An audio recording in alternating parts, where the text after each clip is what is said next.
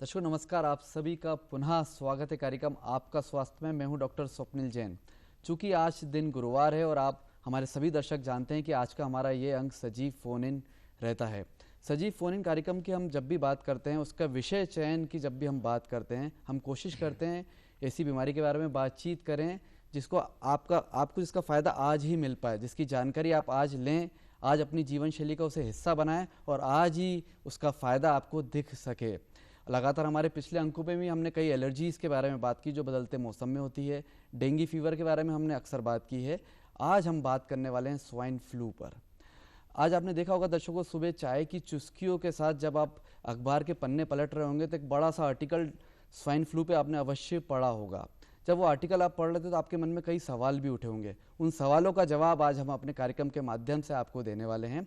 इसके अलावा भी आपके मन में कोई सवाल उठता है तो आज आप हमसे सीधे संपर्क कर सकते हैं, क्योंकि हमारा आज का ये अंक सजीव फोन इन है और फ़ोन नंबर्स आपके टीवी स्क्रीन पे फ्लैश हो रहे हैं। तो बिना समय व्यर्थ गवाए बातचीत का सिलसिला शुरू करते हैं स्वाइन फ्लू पर। और उसके लिए बातचीत करने के लिए हमारे साथ स्टूडियो में मौजूद हैं दो विशेषज्ञ।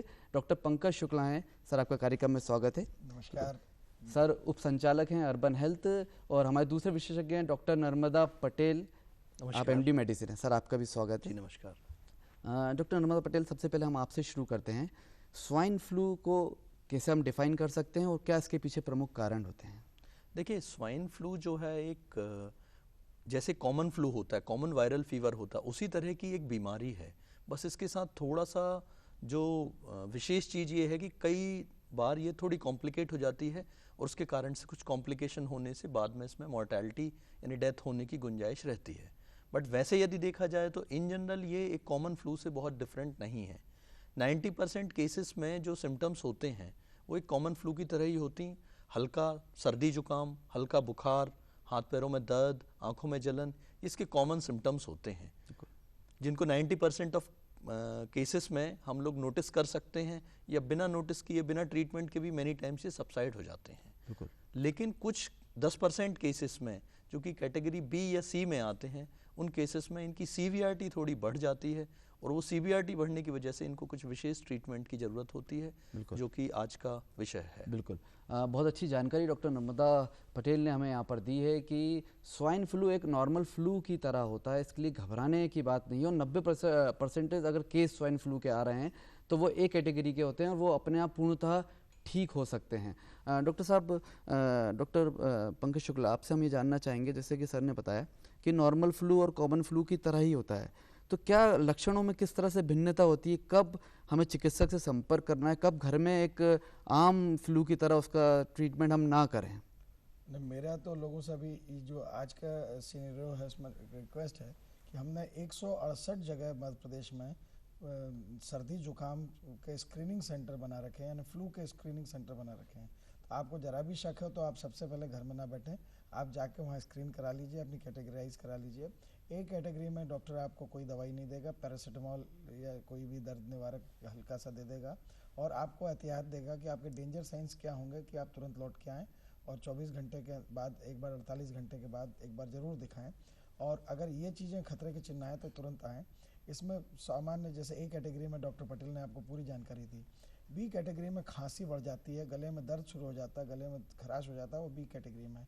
बी कैटेगरी में जो रिस्क वाले फैक्टर्स वाले लोग होते हैं, जो जैसे डायबिटीज़ का मरीज है, हाइपरटेंशन का 65 साल से ज़्यादा बड़ा हो, 2 साल से छोटा हो, उसका हार्ट डिजीज़ है, अस्थमा है या प्रेगनेंसी है, ये चीज़ें रिस्क में रहती हैं, जिनको हम B2 कैटेगरी कहते हैं। ऐसी कैटेगरी में आपको तुरंत टेमीफ्लू का सेवन शुरू कर देना चाहिए। और सी कैटेगरी जिसमें गंभीर निमोनिया शुरू हो जाता है, उसमें तो दवा शुरू करना ही है और हॉस्पिटलाइज्ड केयर हो। बी कैटेगरी और ए कैटेगरी के लोग बाग घर पर रह सकते हैं, खतरे के चिन्ह जानते हुए होम आइसोलेशन में रह सकते हैं, मास्क लगा के रखें जिससे दूसरे मरीज को ना फैलाएं और घर में रेस्ट करें। बिल्कुल। मुरैना से हमारे एक कॉलर जुड़े हैं, दिलीप शर्मा जी। नमस्कार, आपका स्वागत है कार्यक्रम आपका स्वास्थ्य में। अपना प्रश्न पूछें। हेलो। हाँ जी दिलीप जी, अपना प्रश्न पूछिए। सर मेरा ये प्रश्न है, हेलो हाँ जी, सर, पूछिए मेरा अपना ये प्रश्न। प्रश्न है कि स्वाइन फ्लू से निपटने के लिए जनता को क्या क्या करना चाहिए? जी हाँ, एक आम आदमी के लिए वो प्रश्न उन्होंने पूछा है कि जी। एक नॉर्मल फैमिली को क्या करना चाहिए, उससे किस तरह से बच सकते हैं। देखिए, जैसा कि बताया गया है कि ये कॉमन फ्लू की तरह ही होता है। इसमें जो बाकी बुखारों से भिन्नता है, जैसा कि डॉक्टर शुक्ला ने पहले भी बताया, जो भिन्नता है वो थोड़ी सी इसकी इन्फेक्टिविटी की वजह से, इन्फेक्शियसनेस की वजह से, कि ये 1 to 1 रेस्पिरेटरी रूट से, ड्रॉपलेट से ये फैलता है। इसलिए हमें वो सारी चीज़ों का ख्याल रखना होगा जिससे संपर्क के माध्यम से ये चीज़ें ना फैलें। जैसे कि यदि हमारे संपर्क में कोई ऐसा सस्पिशियस व्यक्ति है जिसको सर्दी जुकाम हो रखा है, उसके संपर्क से हम लोग थोड़ा सा दूर रहें। यानी आप, ऐसा बोला जाता है कि 3 फीट का डिस्टेंस आपको मेंटेन करना है। यदि आप बोल सकते हैं कि 1 आर्म डिस्टेंस से आप उससे बातचीत करें। घर में आते जाते वक्त आप अपने हैंड्स को बार बार वॉश करें। जब भी आप घर से जाएं या घर में वापस लौटें, हैंड्स वॉश करें। और इस दौरान जिस समय की आपके स्वाइन फ्लू के मरीजों की तादाद काफ़ी बढ़ी हुई है, उस समय थोड़े से जो क्लोज कांटेक्ट के जो भी चीज़ें होती हैं, इंक्लूडिंग हैंड शेकिंग है, हगिंग है, किसिंग है, ऐसी चीज़ों से आपको बचना है। और उसके अलावा भीड़ भाड़ वाले इलाकों में कोई भी बीमार आदमी को जाने की ज़रूरत नहीं है। किसी बच्चे को यदि सर्दी जुकाम के लक्षण हैं तो उसको कृपया कर स्कूल आप ना भेजें और उसको रेस्ट करने दें घर पे। और अस्पतालों में जैसे आपका कोई संबंधी यदि भर्ती है जिसको स्वाइन फ्लू का सस्पिशन है या कंफर्म्ड है, वहाँ पर कोशिश करें कि ज़्यादा भीड़ भाड़ ना लगाएं और कुछ लिमिटेड लोग ही उनसे मिलने जाएं, ताकि इसका जो ट्रांसमिशन है उसको हम लोग रोक सकें। क्योंकि यही सबसे इंपॉर्टेंट फैक्टर है कि ये इन्फेक्टिव, बहुत हाईली इन्फेक्टिव है और बहुत तेज़ी से फैलती है। बाकी सीवियरिटी वाइज इसमें बहुत कुछ डरने की ज़रूरत नहीं है। खांसते छींकते वक्त हम लोगों को मुंह पे कपड़ा रखना है और कुछ सिलेक्टेड कंडीशंस में जहाँ के हेल्थ केयर वर्कर्स हैं वो मास्क यूज़ कर सकते हैं। बिल्कुल, ट्रिपल लेयर मास्क जो कॉमन अवेलेबल है मेडिकल स्टोर पे। बिल्कुल। बहुत अच्छी जानकारी डॉक्टर नर्मदा पटेल ने यहाँ दी है कि कुछ एथिक्स हमें फॉलो करना है। नॉर्मल सर्दी जुकाम अगर हमें हो रहा है तो ध्यान रखें, मुंह पे कपड़ा रखें, रुमाल रख सकते हैं, मास्क पहन सकते हैं, ताकि आपसे इन्फेक्शन दूसरे को ना हो। एक नॉर्मल वायरल में जो हमें केयर करनी चाहिए वो सारी केयर स्वाइन फ्लू से बचने के लिए भी ज़रूरी है। और जैसा डॉक्टर पंकज शुक्ला ने बताया कि 168 सेंटर पूरे एमपी में उन्होंने शुरू किए हैं जो स्क्रीनिंग कर रहे हैं कफ कोल्ड की, सर्दी ज़ुकाम की।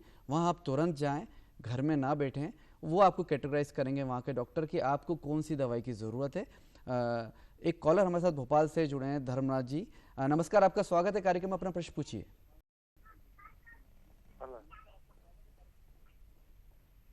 हेलो। हाँ जी, हेलो। हाँ जी, मैं आपको सुन पा रहा हूँ, अपनी प्रश्न पूछ सकते हैं। सर, मैं भोपाल से धर्मनाथ। हाँ जी सर, ये तो जो और बाकी चीजें हम लोग सुन रहे हैं, हाँ जी, नहीं, खांसी सर्दी जुकाम, इसके अलावा भी घर में कुछ रख रखाव या खान पान पे कुछ बिल्कुल। विशेष ध्यान देने की जरूरत कुछ हो तो प्लीज जानना चाहता था मैं। बिल्कुल। डॉक्टर पंकज शुक्ला वो पूछना चाह रहे हैं कि जो एथिक्स की अपन ने बात की वो तो फॉलो करना ही, खान पान में कुछ बदलाव लाएं, कुछ रहन सहन में बदलाव ला सकते हैं? नहीं, रहन, इसमें आपने बहुत अच्छा प्रश्न पूछा है। खान पीन में आप सादा भोजन और हमेशा लिक्विड्स और खाना लेकर रखें, खाली पेट ना रहें। और दूसरी चीज़, घर में अगर कोई सिगरेट वगैरह पीता है तो स्मोकिंग और जो एयर पॉल्यूशन है उससे भी एग्रीवेट हो जाता है। ये चीज़ देखिए, अगर आपको शक्कर की बीमारी है तो उसको कंट्रोल में रखिए। आप नियमित रूप से दवाई ब्लड प्रेशर शक्कर की लेते रहें, जिससे कि ये वायरल इन्फेक्शन आपकी इम्यूनिटी कम होने से ना लग पाए। और सबसे बड़ी बात है कि अगर आपको सर्दी जुकाम है तो होम आइसोलेट हो, जिससे आपको भी रेस्ट मिलेगा, आपकी भी बीमारी नहीं बढ़ेगी, और दूसरा आप अपनी बीमारी दूसरे को नहीं फैलाएंगे बाहर जाके। ये दो चीज़ें हैं। और आपको भीड़ वाले स्थान पर, जब तक बहुत ज़रूरी ना हो तब तक आप भीड़ वाले स्थान पर ना जाएं। बिल्कुल। सर, जैसे अब जानकारी मिल रही है अभी मीडिया के माध्यम से, इंटरनेट के माध्यम से, कि पूरा भारत में हर प्रदेश इससे चपेट में आ रहा है, तो एक हाई अलर्ट पे रखा गया सब जगह को। प्रशासन द्वारा मध्य प्रदेश की बात करें तो क्या तैयारी की गई? मध्य प्रदेश सरकार ने, जैसे कि हमारे लिए ये टैमी फ्लू हमने पूरे दूसरे प्रदेशों से और केंद्र सरकार से अवेलेबल करा के प्राइवेट सेक्टर में और सरकारी सेक्टर में सब जगह निःशुल्क अवेलेबल करा रखी है। हम शक पर भी टैमी फ्लू देने की काबिलियत रखते हैं। हमारे पास 1.25 लाख गोलियां रखी हैं और 1 लाख का और ऑर्डर दे चुके हैं। एक व्यक्ति को 10 गोलियां लगती हैं, इस हिसाब से हम 10-15 हज़ार मरीजों का आज की डेट में इलाज कर सकते हैं, जबकि हमारे पास इतने मरीज नहीं हैं। इसलिए हमने एहतियातन रख रखा है। और हमारे 168 केंद्र बने हुए हैं जहाँ पर हम स्क्रीन कर रहे हैं इन मरीजों को, और हज़ारों की लाखों की संख्या में हम लोगों को स्क्रीन कर चुके हैं और उनको बचा के।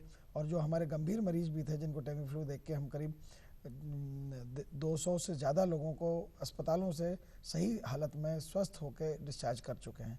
ये हमारी, और प्रचार प्रसार के लिए हमारा टीवी, रेडियो, जिंगल्स और बैनर्स और वॉल पेंटिंग, लोगों का इंटरपर्सनल कम्युनिकेशन और पेपर्स के अंदर वो रखना, पैम्पलेट्स, ये सब चीज़ें बहुत तेज़ी से चल रहा है। और इसके कारण हम पूरे मध्य प्रदेश के हर व्यक्ति को सजग कर रहे हैं कि इससे बचा कैसे जाए।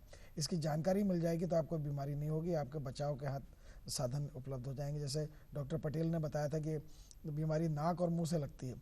अगर आप अपने हाथ से नाक और मुंह बार बार छुएंगे बिना हाथ धोए तो आपको बीमारी लगेगी। तो हैंड वॉशिंग सबसे इम्पॉर्टेंट बात है।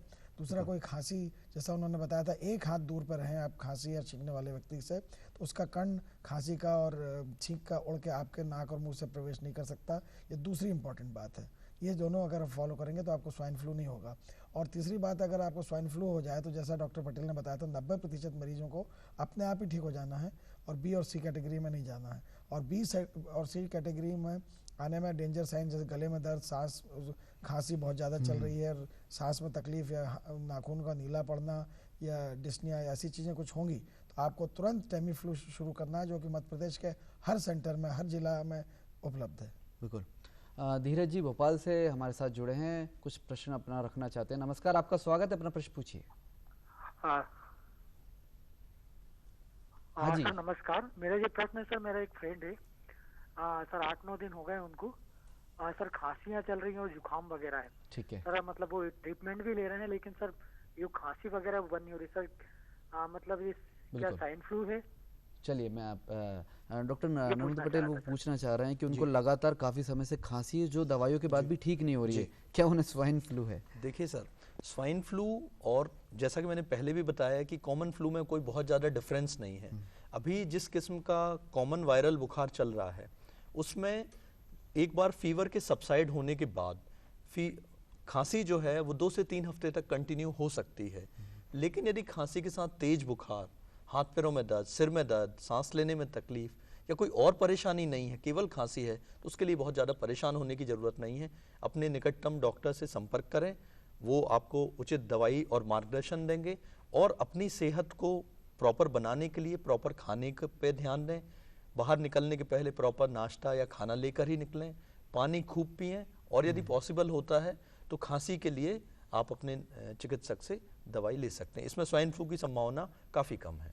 बिल्कुल, बहुत अच्छी जानकारी डॉक्टर ने हमें दी है कि अगर आपको लगातार खांसी चल रही है तो नॉर्मल वायरल फीवर में भी लगातार 3 सप्ताह तक खांसी बनी रहती है। आप वापस चिकित्सक से संपर्क करें, अच्छी तरह जांच लें कि आपको इस तरह का कोई संक्रमण तो नहीं है। वैसे डॉक्टर के हिसाब से आपको स्वाइन फ्लू नहीं है। डॉक्टर साहब, एक चीज़ और यहाँ जानना चाहेंगे कि रेगुलर रूटीन की हम बात करें तो ऐसे कौन से सस्पिशियस लोग हैं, कौन सी कैटेगरी है जो इससे जल्दी अफेक्ट हो जाते हैं? सर ने बताया था कि डायबिटिक अगर पेशेंट्स हैं उनको ज़्यादा हो सकते हैं, एक एज ग्रुप, प्रेग्नेंट लेडी, तो क्या उनको ज़रा से वायरल में टेमीफ्लू स्टार्ट कर देना चाहिए? एक्चुअली इस चीज़ को हम लोग ऐसे ना देखें। यदि किसी को भी जो भी फ्लू के सिम्टम्स हैं, बुखार, गले में दर्द, खांसी, यदि ये चीज़ सांस लेने में तकलीफ, यदि ये चीज़ें होती हैं तो सबसे पहले वो अपने चिकित्सक के पास जाएं, क्योंकि आज की तारीख में मध्य प्रदेश शासन ने, जैसा कि सर ने बताया, सारे चिकित्सकों को गाइडलाइंस जारी कर चुके हैं। वो इस तरीके से वेल वर्स्ड हैं, वेल ट्रेंड हैं, वो आइडेंटिफाई कर सकते हैं। जब आप चिकित्सक के पास जाते हो तो उसका ये कर्तव्य होता है और वो आपको स्क्रीन करता है। जैसा कि सर ने बताया कि लाखों मरीजों को स्क्रीन कर चुके हैं, वो स्क्रीन करता है कि आप में कोई ऐसा खतरे वाला सिम्टम तो नहीं है। और यदि खतरे वाला सिम्टम नहीं है तो आप सिंपल जो रूटीन ड्रग्स हैं वो उनको ऑफर करते हैं और उनको रिव्यू के लिए बुलाते हैं। यदि कोई उसमें सिम्टम ऐसा पाया जाता है तो फिर उस चीज़ के लिए टेमीफ्लू को एडमिनिस्टर करने की ज़रूरत है। जैसा कि आपने बताया, पूछा कि प्रेग्नेंट लेडी हैं, एक्सट्रीम्स ऑफ एज हैं, कार्डियो डायबिटिक पेशेंट हैं या कोई ऐसे मरीज हैं जो इम्यूनोसप्रेसेंट ड्रग पे हैं, कार्टिकोस्टेरॉइड्स पे हैं, इनका केस थोड़ा विशेष है। इसके लिए जो क्वालिफाइड डॉक्टर हैं वो इस चीज़ को डिसाइड करेंगे उनको टेमीफ्लू देने की ज़रूरत है या नहीं है, क्योंकि इनके केस में थोड़ा सा कॉम्प्लिकेशन होने का थ्रेशोल्ड थोड़ा कम है। इस वजह से इनको थोड़ा क्लोजली विजिलेंटली हम लोगों को मॉनिटर करना होता है। लेकिन बिल्कुल ये निश्चित नहीं है कि हर डायबिटिक पेशेंट को आपको दवाई देना ही देना है। लेकिन कुछ सिम्टम्स ऐसे हैं, प्रोग्रेस जो भी सिम्टम्स की जो होनी चाहिए वो यदि नहीं हो रही है तो प्रॉब्ली आपको ऐसे केसेस में, हाई रिस्क केसेस में टेमीफ्लू स्टार्ट कर देने में गवर्नमेंट की गाइडलाइंस हैं और अवेलेबल है। और तो मुझे लगता नहीं कि इसमें कोई भी जैसे डॉक्टर साहब ने बताया कि दवाई भी बहुत अच्छी खासी अवेलेबल है। डॉक्टर साहब, कोई हेल्पलाइन नंबर अगर प्रशासन द्वारा दिया गया हो तो उसके बारे में दर्शकों को बताएं। मध्य प्रदेश शासन का, मध्य प्रदेश शासन ने एक हेल्पलाइन नंबर शुरू किया है जो प्रादेशिक स्तर पर नंबर है 0755 4020 इसके अलावा ये 4020 और 4020 भी है। इसके अलावा हमने 24 घंटे का कॉल हेल्पलाइन नंबर हर जिले का पेपर में एडवर्टाइज माननीय मुख्यमंत्री जी की अपील के साथ भी किया था। और वो अगर आपको नंबर आपके ज़िले का नहीं मालूम है तो ये आप हमारा राज्य स्तरीय कंट्रोल रूम से भी अपने ज़िले का नंबर लेके संपर्क कर सकते हैं। वो आपका हर समस्या का समाधान करेगा। इवन अगर आपको किसी अस्पताल में जाना है तो आपका अपॉइंटमेंट फिक्स करके एम्बुलेंस भी आपको भेजने की व्यवस्था करेगा और आपको अपने निकट का अस्पताल भी बताएगा और क्या व्यवस्था हो सकती है पूरी जानकारी देगा। बिल्कुल। दर्शकों, नंबर टीवी स्क्रीन पे फ्लैश लगातार हो रहे हैं, आप उसको लिख लें। प्रशासन द्वारा बहुत चाक चौबंद प्रबंध किए गए हैं। ज़रूरत है तो आपके अवेयरनेस की, आप निकल कर बाहर आएँ। प्रशासन द्वारा जो तैयारियां की गई हैं उसका फ़ायदा उठाएं। डॉक्टर पंकज शुक्ला, एक चीज़ और हम यहाँ पर जानना चाहेंगे, जो सी कैटेगरी के पेशेंट्स हैं जो उनको वेंटिलेटर या तकलीफ ज़्यादा बड़ी हुई है, उनके लिए क्या गाइडलाइन तय की गई है? आपने बहुत अच्छा प्रश्न पूछा है। हमें बहुत एक स्पष्ट कर दूं कि हमारे सरकार ने यहाँ पर इतनी अच्छी व्यवस्था की है माननीय मुख्यमंत्री जी के इंटरवेंशन के बाद कि जैसे कि हमारे सरकारी अस्पताल जो जिला अस्पताल हैं छोटे शहरों में, वहाँ 2 या 3 या 4 मैक्सिमम 4 वेंटिलेटर मिलेंगे। अगर मरीज कभी ज़्यादा आ गए तो उन्होंने ये व्यवस्था कर रखी है कि जो भी स्वाइन फ्लू का मरीज़ अगर किसी प्राइवेट चिन्हित अस्पताल में जो रिकॉग्नाइज्ड हैं, जो हमारे 168 सेंटर में से करीब 70 सेंटर तो प्राइवेट ही रिकॉग्नाइज्ड किए हैं, वहाँ जाता है और एक घोषणा पत्र दे देता है कि मैं अपना इलाज अपने व्यय पे कराने में सक्षम नहीं हूँ, तो प्राइवेट अस्पताल का भी बिल सीएम रिलीफ फंड यानी मुख्यमंत्री सहायता कोष की दिया जाएगा और अस्पताल आपसे कुछ चार्ज नहीं करेगा, चिन्हित अस्पताल। तो ये हमारे हेल्पलाइन नंबर से आपको चिन्हित अस्पताल की भी सूची मिल जाएगी और सरकारी अस्पताल तो सबसे बेस्ट केयर कर ही रहे हैं। बिल्कुल। डॉक्टर पंकज शुक्ला, एक चीज़ और यहाँ पर हम जानना चाहेंगे, जांचों को लेकर सब में कन्फ्यूजन बना हुआ है। जांच कब कराएं, 4 दिन 5 दिन तक जांच अवेलेबल नहीं हो रही है तो कब ट्रीटमेंट चालू करें, तो उसके लिए क्या आप दर्शकों को संदेश देना चाहेंगे? हाँ, इस मामले में ये है कि जैसे कि हमारे मध्य प्रदेश में 2 लैब हैं और आसपास के ज़िलों में भी, राजस्थान वगैरह में भी जितनी लैब हैं, लेकिन अब मरीज़ इतने बढ़ गए हैं और लोगों में इतनी अवेयरनेस हो गई कि हर आदमी चाहता है अपनी जांच करा ले। लेकिन ये जो हमारे किताबों में लिखा है ड्यूरिंग एपिडेमिक, यानी जब ऐसी बीमारी की महामारी फैल जाती है तो टेस्ट कराने की ज़रूरत नहीं। लक्षण के सिंड्रोम से हम डिसाइड कर लेते हैं कि बीमारी है और हम उसको दवाई शुरू कर देते हैं। तो टेस्ट कराने के लिए आप ज़्यादा वो ना करें। जो भर्ती मरीज हैं उनको तो हम टेस्ट कराएंगे ही, लेकिन हमारी लैब में 100 की कैपेसिटी रोज़ है और हम टेस्ट एपिडेमिक महामारी के समय में ये WHO की भी गाइडलाइन है कि टेस्ट कराने के पीछे मत जाइए। आप टेस्ट कराने की रिपोर्ट आएगी 24 घंटे में दिक्कत आएगी, आप तो दवा लक्षण के आधार पर शुरू कर दीजिए और यही गाइडलाइन हमने पूरे प्रदेश में जारी की हुई है। बिल्कुल। डॉक्टर साहब, आप जैसे प्राइवेट जगह से बिलोंग कर रहे हैं, वहाँ पर क्या हॉस्पिटल्स में क्या तैयारी एक स्वाइन फ्लू के पेशेंट्स के लिए की गई है? देखिए, जैसे मैं अपने अस्पताल की बात करूं तो वहाँ पर जो है अलग से स्वाइन फ्लू OPD स्टार्ट की गई है, अलग से एक आइसोलेशन वार्ड बनाया गया है। जो भी पेशेंट स्वाइन फ्लू सस्पेक्टेड हैं उनको हम लोग ट्रीटमेंट दे रहे हैं और जैसा कि सर ने बताया हमारे पास भी प्लेंटी ऑफ टैबलेट्स और जो भी उसके लिए तैयारियां हैं वो अवेलेबल हैं। तो इसमें कोई बहुत घबराने की ज़रूरत नहीं है क्योंकि ज़्यादातर पेशेंट तो सपोर्टिव ट्रीटमेंट से ही सही हो जाते हैं। कुछ जो पेशेंट वेंटिलेटरी सपोर्ट की जिन्हें ज़रूरत होती है, हमें प्रशासन की ओर से काफ़ी सुविधाएं उपलब्ध हैं। हम पेशेंट्स को एडमिट करके उनको सपोर्टिव केयर दे सकते हैं और विश्वास मानिए इस एपिडेमिक में कोई बहुत घबराने की ज़रूरत नहीं है। इसको आसानी से काबू में किया जा सकता है, बस ज़रूरत है तो हमारे और आपके सहयोग की, ताकि हम लोग थोड़ा सा ध्यान रखें कि ये चीज़ बहुत ज़्यादा फैले ना। और कुछ कॉमन सी चीज़ें जैसा हम लोगों ने चर्चा की अभी, उन चीज़ों को यदि हम ऑब्जर्व करते हैं तो डेफिनेटली इस एपिडेमिक पे हमारी विजय निश्चित है। बिल्कुल, बहुत अच्छी बात बताई डॉक्टर नमंदा पटेल ने कि इस एपिडेमिक पे विजय निश्चित है। थोड़ा सा अवेयरनेस की ज़रूरत है, टीम वर्क की ज़रूरत है। हम भी बाहर निकल कर आएँ, प्रशासन का सहयोग करें। हमें लगता है हमारे घर में कोई मरीज है, कोई सर्दी जुकाम का, तो तुरंत अस्पताल लेकर जाएं, वहाँ पर उसकी कैटेगरी डिसाइड करें, टेमी फ्लू अगर डॉक्टर ने सजेस्ट किया तो उसको पूरा ट्रीटमेंट कराएं और वापस उनसे मिलें कि अब हमें आगे दवाई लेने की ज़रूरत है कि नहीं है। डॉक्टर साहब, यहाँ पर एक चीज़ और हम ये जानना चाहेंगे कि अगर हम भोपाल की बात की, भोपाल ज़िले की अगर हम पूरे की बात करें, मध्य प्रदेश की बात करें, वहाँ पर भी क्योंकि ऐसा माना गया कि अर्बन डिसीज़ की तरह ये सामने आई है, गाँव में उतनी तकलीफ नहीं देखी गई है, तो उसके हिसाब से आपने क्या तैयारी की? वैसे हमने अर्बन एरिया में तो सबसे ज़्यादा हर जिला अस्पताल, हर मेडिकल हॉस्पिटल और जो नर्सिंग होम है अर्बन एरिया में ही ज़्यादा है। वहाँ पर हमने Temi flu, mask, PPE kit और इनका कल्चर मीडिया वगैरह और सब ट्रेनिंग्स देके वहाँ के चिकित्सकों को तैयार कर लिया है। ग्रामीण क्षेत्र में भी हमने इसका प्रचार प्रसार हमने अपने community health centres, primary health centres और आशा कार्यकर्ता के माध्यम से हमने लोगों को दे रहे हैं कि, और गांव में समस्या इसलिए कम है कि गांव में लोग दूर दूर रहते हैं और ओवर क्राउडिंग नहीं है और जो इस ढंग से है, तो अगर कुछ इक्का दुक्का केसेस ही गांव से आ रहे हैं, गांव की अभी समस्या नहीं है। गांव में अगर हम ये समझाइश आशा के माध्यम से दे रहे हैं कि ऐसे बीमार मरीज के सामने ना जाए, बीमार हो तो अपना प्राथमिक स्वास्थ्य केंद्र या सामुदायिक स्वास्थ्य केंद्र में कैटेगराइज करा लें, ये जानकारी दे रहे हैं जिससे कि वो डिजीज़ वाला पेशेंट वहीं आगे दूसरों को ना फैला पाए।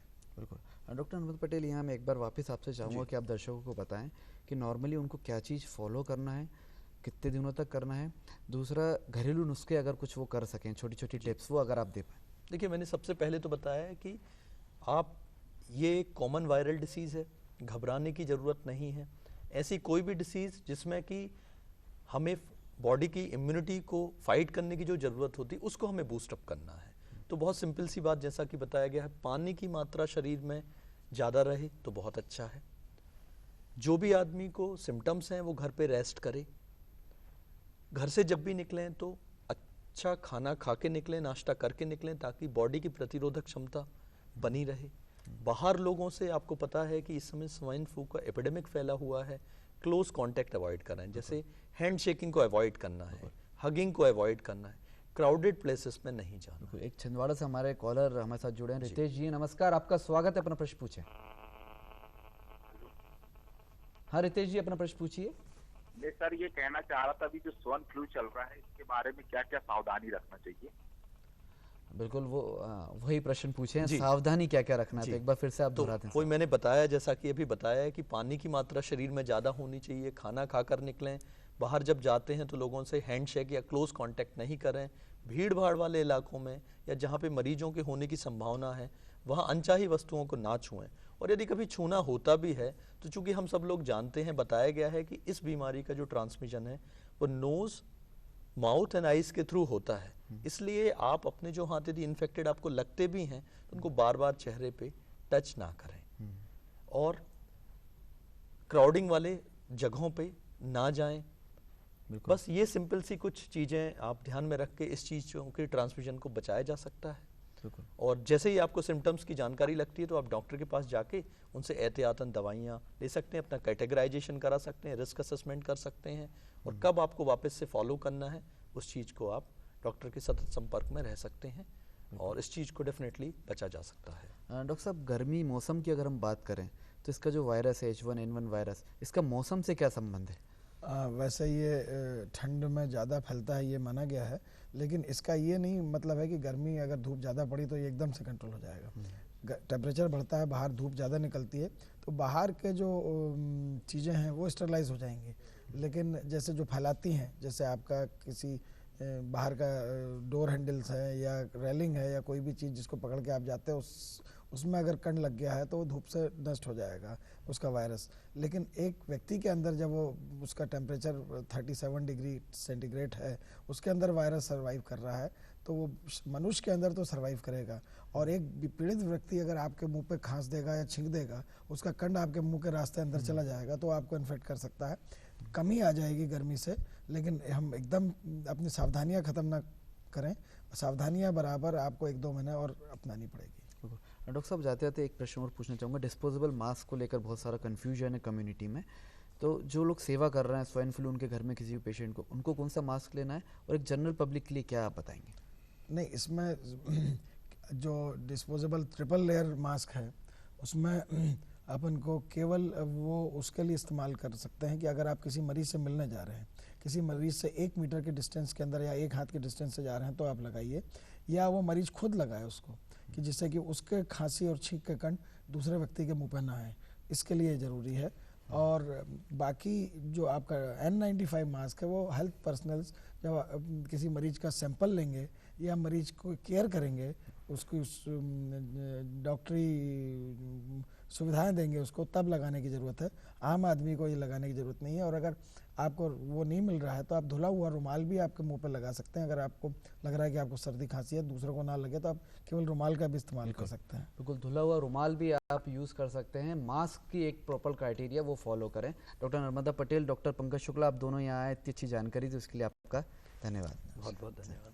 तो दर्शकों, आज के लिए बस इतना ही। कल फिर आपसे रूबरू होंगे एक नए विषय पर चर्चा करने के लिए। आज को आपका हमारा अंक कैसा लगा ये अवश्य लिख भेजें। नोट करें पता, हमारा पता है कार्यक्रम आपका स्वास्थ्य द्वारा निदेशक कार्यक्रम, दूरदर्शन केंद्र शामला हिल्स भोपाल। हमारा पिन कोड है 462013। तो दर्शकों, अब मुझे दें इजाज़त, अगले अंक में फिर मुलाकात करेंगे। तब तक के लिए नमस्कार।